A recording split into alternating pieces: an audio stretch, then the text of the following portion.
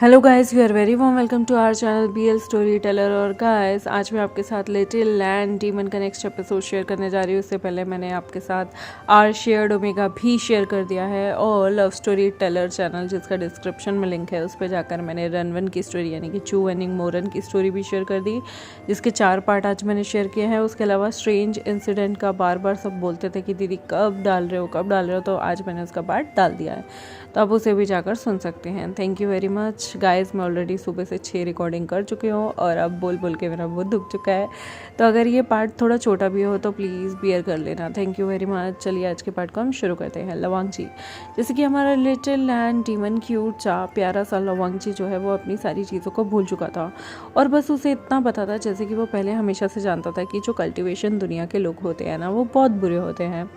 यहाँ पर उसे एकदम से ऐसा लगता है कि उसकी आंखें सूजी हुई है, ये यहाँ से सीधा जिंगशी जाता है और अपने चेहरे पे ना बहुत तरह की मलहम अप्लाई करने लगता है अपनी सौंदर्य, अपनी ब्यूटी को और भी ज़्यादा खूबसूरत बनाने के लिए। यहाँ पर वो पहले तो अपने चेहरे पे मुल्तानी मिट्टी लगाता है और उसके बाद वो मुल्तानी मिट्टी लगाने के बाद इधर उधर टहलने लगता है। जब उसका जिंगशी में उसे बोरियत सी महसूस हो रही थी, क्योंकि वो इतने टाइम से यूनमग में था, गर्मी वाली जगह पे, तो यहाँ पर थोड़ी ठंड भी थी। वो मुल्तानी मिट्टी लगाकर इधर उधर घूमने लगता है, जिसे देखकर ना जाने कितने लैंड डिसाइपल को अब अटैक आने वाला था। लेकिन लंजा को क्या फ़र्क पड़ता है, लंजा तो अपना चंदन वाला पैक लगाकर मुंह पर एकदम घूम रहा था और उसे देख देख के ना जाने कितने लैंड डिसाइपल मन में सोच रहे थे कि ये कैसा लैंड है, ये पहला ऐसा डीमन है जो सारे रूल तोड़ रहा है, वरना लैंस तो बहुत ज़्यादा रूल से चलने वाले इंसान थे।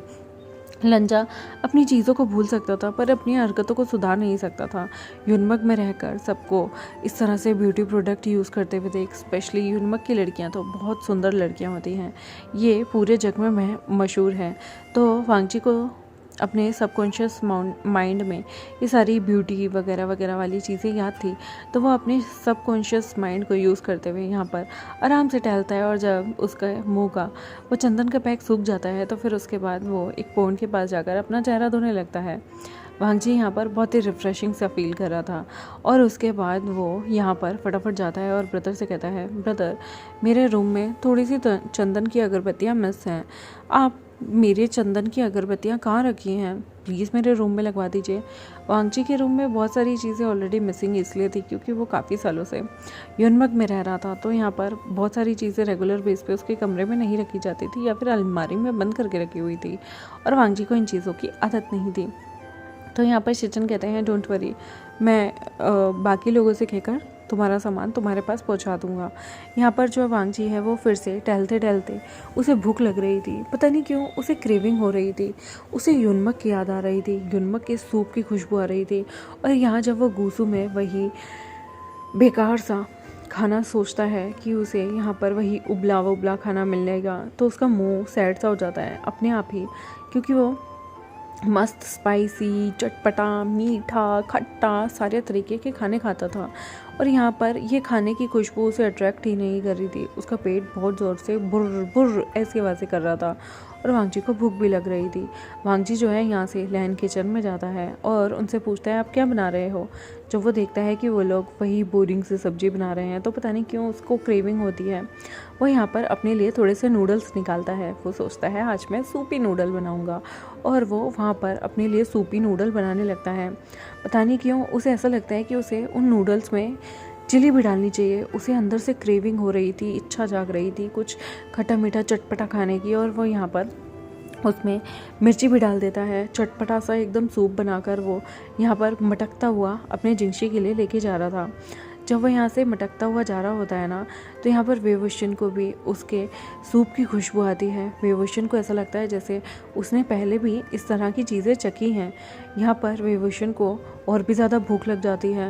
वो कहता है, मुझे ऐसा लगता है कि शायद शिजे ने ऐसी खाना ना बनाया है मेरे लिए।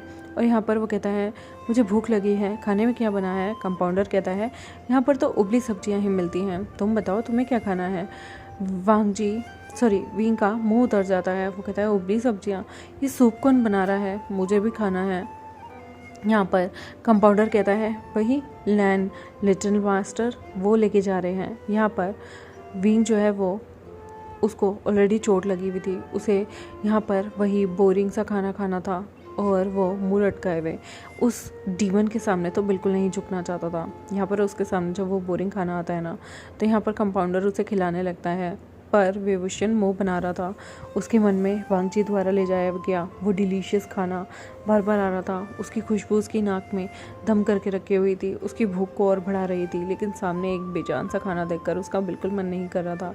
वो कहता है, तुम्हारे लैंड लिटिल डीमन जो है मास्टर, उन्हें कब से भूलने की बीमारी हुई है। यहाँ पर कंपाउंडर चौंक जाता है। उसके पास कोई जवाब नहीं था क्योंकि उसे पता ही नहीं था।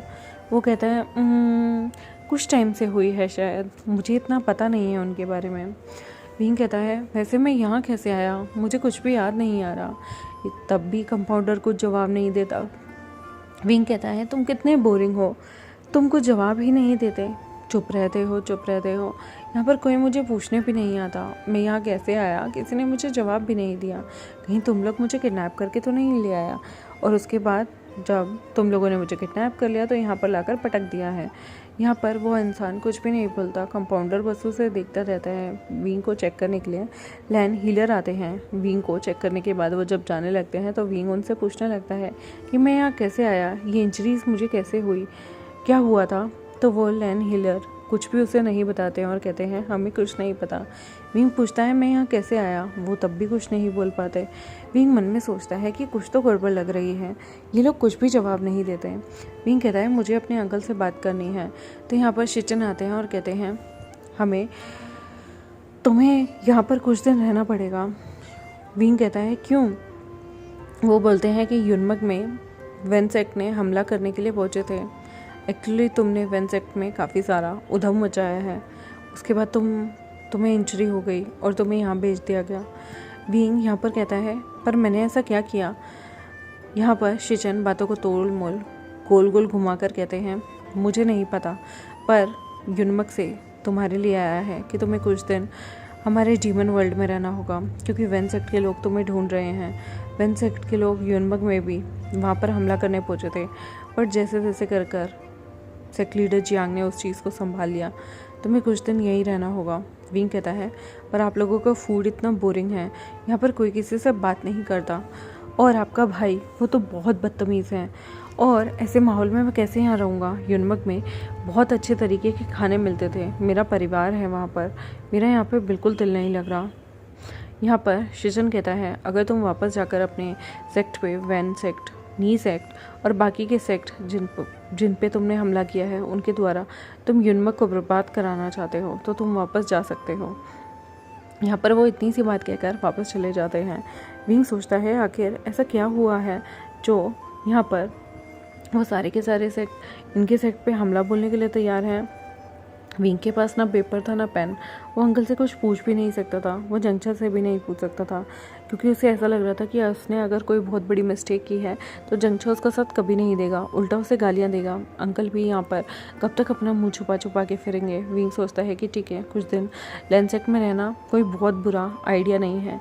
यहाँ पर लैंसेक्ट वाले तांग जोऊ को बुला लेते हैं। तांग जोऊ पहली बार गुसू में लैंसेक्ट में आता है, और क्लाउड रेसिस में आते ही उसे देख के सारे लोग बो करने लगते हैं, और यहाँ पर उसके साथ उसके बहुत सारे नौकर चाकर भी आते हैं। तांग जोऊ सीधा लैन शिचन से मिलता है, अंकल जिरन से मिलता है, और उसके बाद वो वांगजी से मिलने के लिए बोलता है।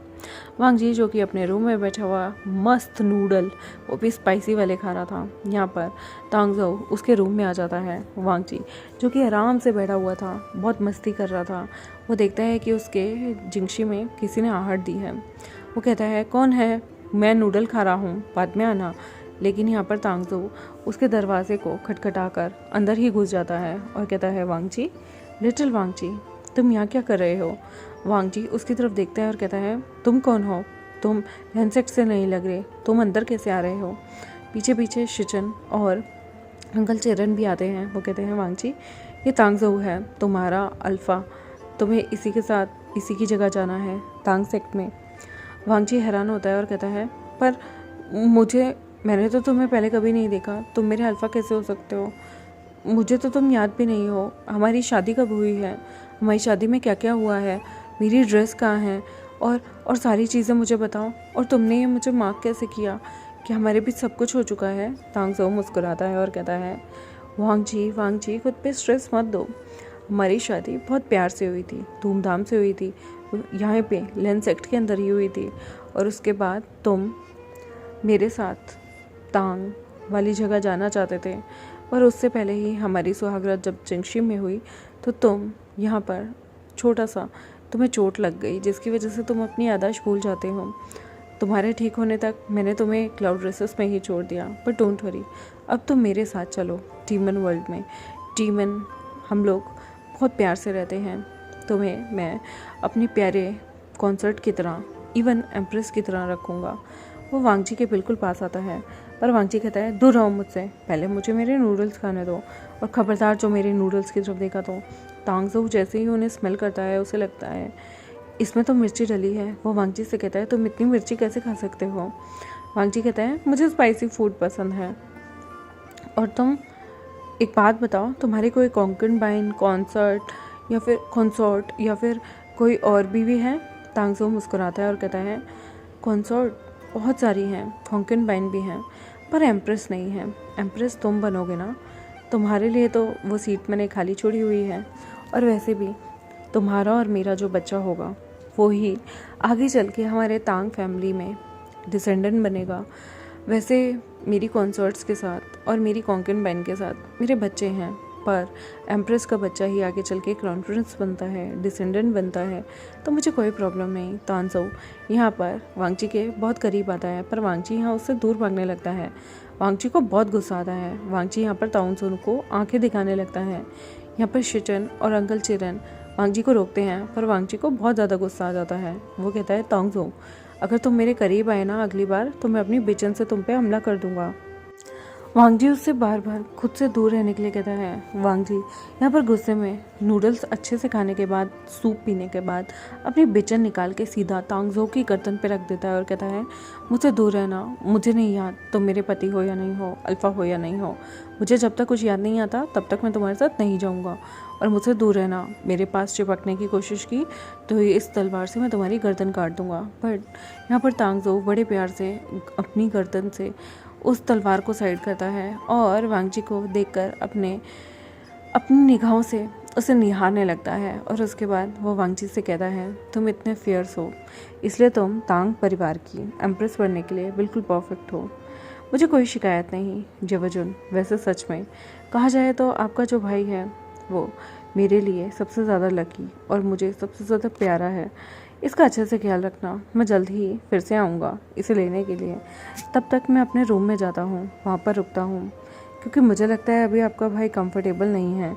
यहाँ पर ये बोलने के बाद वो लोग तांगजो के लिए एक रूम प्रिपेयर करवाते हैं जहाँ पे वो रह सके, क्योंकि वो लोग हकीकत तो जानते थे तांगजो और वांगजी की शादी नहीं हुई भी, और वो इस तरह से उन दोनों को एक रूम में रहने के लिए विवश भी नहीं कर सकते। वांगजी को कुछ पता भी नहीं है, और वांगजी बहुत नेव है, अभी उसमें बहुत सारा बचपना बाकी है। यहाँ पर वांगजी फिर से मटकते जो है वो यहाँ पर अपने उस बाउल को लेकर अपनी सूपी नूडल्स को खाने के बाद वो किचन में उन बाउल को रखने जा रहा था, और उसके बाद वो वहाँ से मटकते हुए जाता है। तब कंपाउंडर उसे बुलाता है। वांगजी कहता है क्या हुआ, क्या चाहिए तुम्हें। तो वांगजी से कंपाउंडर कहता है वो जो पेशेंट है ना, उसे आपके बनाए सूपी नूडल्स काफ़ी दिलचस्प लग रहे थे, उसे खाना तीखा मना है, पर उसे हमारे यहाँ का फूड बिल्कुल पसंद नहीं आ रहा। वांगजी कहता है ये तो मुझे भी नहीं आ रहा, पता नहीं मुझे क्या हो गया मेरे टेस्ट को, मुझे यहाँ का खाना बिल्कुल अच्छा नहीं लग रहा। तो यहाँ पर कंपाउंडर कहता है जब आप अपने लिए खाना बनाएंगे तो उसके लिए बना सकते हैं। वांगजी कहता है बिल्कुल नहीं, वो एक कल्टिवेटर है, मुझे बिल्कुल पसंद नहीं, और उसने कहा है ना डीमन बुरे होते हैं, मैं उसके लिए खाना बिल्कुल नहीं बनाऊंगा। अंदर से आवाज़ आती है वेवोशन की, ठीक है मत बनाना, मैं भूखा मर जाऊंगा, तुम्हारे हाथ का बिल्कुल नहीं खाऊंगा। वांगजी यहाँ पर कहता है तुम्हारे लिए बनाएगा भी कौन, मरो भूखे यहीं रहो। और वांगजी यहाँ पर गुस्से में आगे बढ़ जाता है, वो माउंटेन्स में जाता है। फिर से वो अपनी सुरीली धुन को निकाल कर बजाने लगता है, गुनगुनाने लगता है। वो यहाँ पर एक फोक सॉन्ग गाना शुरू करता है जो उसकी मदर उसके लिए गाया करती थी। वांगजी की बहुत प्यारी आवाज़ थी। वीन जो कि अभी तक बहुत ज़्यादा स्ट्रेस में था अंकल और सब चीज़ों को सोचकर, यहाँ पर वांगजी के उस गाने को सुनकर वीन बहुत चैन की नींद सो जाता है। वापस में आते हुए वांगजी को काफ़ी रात हो जाती है। वांगजी आते हुए जब देखता है कि काफ़ी ज़्यादा रात हो गई है तो वो सीधा किचन में जाता है अपने लिए कुछ अच्छा सा खाने के लिए बनाने के लिए। वो आज अपने लिए पाव बनाने की सोचता है और पाव के साथ साथ वो एक दिलचस्प सा स्पाइसी सा थोड़ा सूप बनाता है। उसमें वो ज़्यादा स्पाइसेस नहीं डालता, लेकिन उस सूप को वो कोरिएंडर यानी कि धनिया और लेमन से बनाता है ताकि वो और भी ज़्यादा टेस्टी हो, चटपटा हो, मस्त हो। फिर उसे याद आता है कि वो इंसान जो कल्टीवेशन दुनिया से आया है उसे भी यहाँ का फीका सा खाना बिल्कुल पसंद नहीं आएगा। तो वांगची पहले सोचता है कि वो उसके लिए खाना क्यों बनाए। वो ज़िद में अपने लिए खाना बनाने लगता है। फिर उसे लगता है नहीं यार, वो पेशेंट है, उसे गुक्कू हुआ है, उसे तकलीफ़ हुई है। अगर वो अच्छा डीमन बनेगा और लोगों की मदद करेगा तो उसे पुण्य मिलेगा, यानी कि वो अपने अच्छे कर्मों के लिए यहाँ पर उस इंसान के लिए खाना बना देता है और ज़्यादा स्पाइसी भी ऐड नहीं करता। वांगची यहाँ पर एक ट्रे लेके जाता है कंपाउंडर के पास मटकता हुआ और उसे कहता है कि पेशेंट को दे देना। अंदर से आवाज़ आती है कि ये डीमन ने बनाया ना, मैं नहीं खाऊंगा। वांगची कहता है ठीक है, फिर मैं लेके जा रहा हूँ खाना, वही उबला हुआ खाना। लेकिन फिर से विभूषण कहता है ए रुको रुको रुको रुको, ठीक है मैं खा लूँगा, पर मुझे पहले तुम चख के दिखाना, कहीं तुमने मेरे लिए जहर तो नहीं मिला दिया। वांगची यहाँ पर उस खाने को ट्रे को उठाता है और विंग के रूम में चला जाता है और विंग से कहता है तुम्हारी इतनी हिम्मत, मैं गूसू का सेकंड प्रिंस हूँ और तुम्हें लगता है मैं तुम्हें जहर खिलाऊंगा। अगर तुम्हें मारना होगा तो मैं अपनी बेचैन से मारूंगा। ये जहर वाले टेक्टिक कमज़ोर लोग यूज़ करते हैं। मैं बहुत बड़ा महान प्रिंस हूँ पूरे गूसू का। तुम्हें लगता है मैं तुम्हें जहर दे के मारूंगा? सीधा तुम्हारी गर्दन काट दूंगा। यहाँ पर वांगची आराम से लाता है और खाना विभूषण को देता है, लेकिन वो देखता है विभूषण को अभी काफ़ी ज़्यादा चोट लगी हुई थी, जिसकी वजह से वो खाना साइड में रखकर विभूषण को उठाने में हेल्प करता है। फिर वो विभूषण के काफ़ी नज़दीक चला गया था। उसका सेंट जब वो सूंघता है उसे ऐसा लगता है जैसे उसने पहले भी इस सेंट को कभी सूंघा है। वो विभूषण को घूर के देखता है और कहता है क्या तुम मुझसे पहले कभी मिले हो? विभूषण सिर हिला के मना करता है। वो कहता है तुमने ये क्यों पूछा? वांगची कहता है तुम्हारी खुशबू मुझे ऐसा जानी पहचानी सी क्यों लग रही है। विंग यहाँ पर वांगची की जब ओमेगा खुशबू लेता है तो वो कहता है मुझे भी तुम्हारी खुशबू थोड़ी जानी पहचानी सी लग रही है। वांगची यहाँ उसे बैठाने के बाद उसके पास यहाँ पर एक प्लेट में खाना पहले खुद चख के दिखाता है और कहता है देखो इसमें बिल्कुल भी जहर नहीं। वो एक एक करके थोड़ा सा पाव खाता है, स्टीम बन को खाता है और उसके बाद वो सूप चख के दिखाता है। साइड में किमची पड़ी थी बहुत सारी चीज़ों की, वो भी खाता है। वो सब चीज़ों को एक एक करके झूठा कर चुका था। वांगची यहाँ पर एक ही चॉपस्टिक का पेयर सिर्फ एक ही लेके आया था। तो यहाँ पर वो विंग को देता है तो विंग कहता है ये चॉपस्टिक तो तुमने झूठी कर दी, मैं तुम्हारा झूठा क्यों खाऊं? वांगची कहता है फिर दे दो मेरा खाना, ये खाना भी तो मैंने झूठा किया है, वापस दो। लेकिन विंग कहता है नहीं मैं खा लूँगा। और वांगची कहता है मेरे सामने खाओ, क्या पता मेरे जाने के बाद तुम मेरे खाने का तिरस्कार कर दो और इसे फेंक दो। मुझे देखना है तो मन का यहाँ पर ना तिरस्कार नहीं कर सकते, उसे फेंक नहीं सकते, बर्बाद नहीं कर सकते, पाप लगेगा तुम्हें, मेरे सामने फिनिश करो। वांगची यहाँ पर बिल्कुल एक टीचर की तरह बैठ जाता है और विंग धीरे धीरे करके खाना खाता है। वांगची जब देखता है कि विंग को खाने में प्रॉब्लम हो रही है तो अपने हाथों से उसे सूप पिलाना, तोड़ तोड़ के बन खिलाना, गरम गरम बन को फूके मार मार के खिलाना शुरू करता है। वांगची को विंग का चेहरा देख के ऐसा लगता है जैसे इसे मैंने पहले कहीं देखा है और वांगची को थोड़ा सा सिर में दर्द होता है। वो विंग की आंखों में देखता है, विंग भी उसकी आंखों में देख के कहता है क्या घूर रहे हो, पहले इतना हैंडसम कल्टीवेटर नहीं देखा क्या? वांगची कहता है इतना हैंडसम कल्टीवेटर, मेरी जुत्ती, अपनी शक्ल देखी है तुमने? बंदर जैसे दिख रहे हो, जो तांगसो हुए ना वो तुमसे ज़्यादा सुंदर है। लेकिन वांगची कहता है हाय मैं उसका नाम क्यों ले रहा हूँ, कितना चिपको है वो तो, लेकिन कोई बात नहीं, इसे क्या पता कौन तांगसो हुआ है। यहाँ पर वांगची जो है वो ऐसे ही बड़बड़ाता रहता है। विंग जब पूरा खाना फिनिश कर लेता है तो वांगची यहाँ से उठता है और अपने साथ उस पूरी की पूरी प्लेट को भी ले जाता है। कंपाउंडर विंग से कहता है तुमने खाना खा लिया, ये थोड़ा स्पाइसी नहीं था?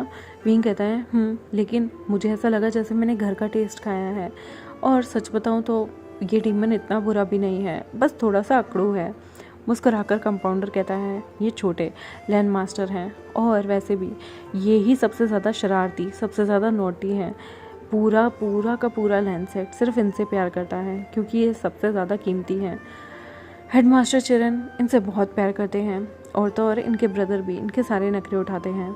इन्हें कुछ भी करने की मनाही नहीं है, बाकी सबको घोड़े पड़ते हैं, लेकिन ये कोई भी रूल तोड़ दे तो इन्हें कोई भी नहीं डांटता क्योंकि सबके लाडले हैं।